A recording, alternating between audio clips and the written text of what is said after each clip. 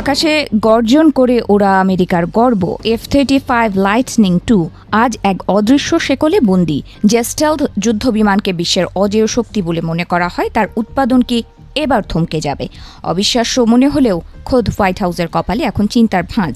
আর এই মহানাটকের নেপথ্যে রয়েছে ড্রাগন প্রেসিডেন্ট শি জিনপিংয়ের এক মোক্ষম চাল, যার নাম রেয়ার আর্থ এলিমেন্টস বা বিরল খনিজ।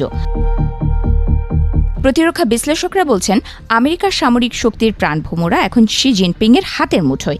একটি মাত্র F-35 জেট বানাতে প্রয়োজন হয় প্রায় 400 কেজি বিরল খনিজ। কিন্তু ট্র্যাজেডি এটাই যে এই খনিজের 90% নিয়ন্ত্রণ করে চীন। অর্থাৎ চীন যদি সরবরাহ বন্ধ করে দেয়, তবে আমেরিকার অস্ত্র তৈরির কারখানা তালা ঝোলানো ছাড়া আর কোনো পথ থাকবে না। পশ্চিম এশিয়ার রণক্ষেত্রে ইরান যখন আমেরিকার সামরিক ঘাঁটিতে হামলা চালাচ্ছে, তখন অভিযোগ উঠছে বেইজিং নাকি তেহরানকে গোপনে তথ্য ও রসদ দিয়ে সাহায্য করছে। সাধারণত এমন পরিস্থিতিতে ডোনাল্ড ট্রাম্পের গর্জে ওঠার কথা, কিন্তু আশ্চর্যজনকভাবে তিনি এখন শান্ত। তবে কি বিরল খনিজের ব্ল্যাকমেইলিংয়ে ট্রাম্পের সুর নরম হয়ে এলো? ওয়াশিংটনের অন্দরে এখন এটাই সবথেকে বড় প্রশ্ন। শুধু যুদ্ধ বিমান নয়, আপনার হাতে স্মার্টফোন থেকে শুরু করে ল্যাপটপ কিংবা পরিবেশ বান্ধব ইলেকট্রিক গাড়ি, সব কিছুর জন্যই প্রয়োজন এই বিরল খনিজ।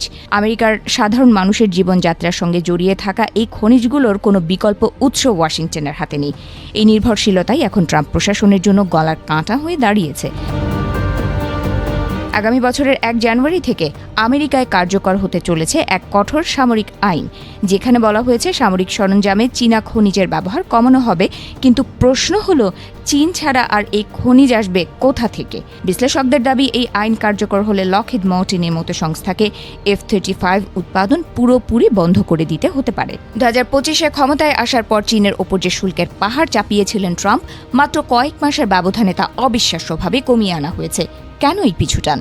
বুসান শহরে শি জিনপিংয়ের সঙ্গে 2 ঘন্টার রুদ্ধদ্বার বৈঠকের পর ট্রাম্প যখন Z2 বা দুই দেশের বন্ধুত্বের কথা বলছেন, তখন স্পষ্ট হয়ে যাচ্ছে যে বিরল খনিজের অভাবে ট্রাম্পের বাণিজ্য নীতি এখন অনেকটাই নমনীয়। আমেরিকা কি তবে হাত গুটিয়ে বসে আছে? খবর মিলেছে, গুয়াহো প্রদেশে ROI নামক একটি সংস্থা চীনের বাইরে বিশ্বের বৃহত্তম পরিশোধনাগার গড়তে হাত লাগিয়েছে। 2027 নাগাদ তারা হয়তো কিছুটা খনিজ সরবরাহ করতে পারবে, কিন্তু প্রতিরক্ষা বিশেষজ্ঞদের মতে পেন্টাগনের বিপুল চাহিদার তুলনায় তা সাগরে এক ফোঁটা জলের মতো। চলতি বছরের মে মাসে চীনে পা রাখছেন ডোনাল্ড ট্রাম্প।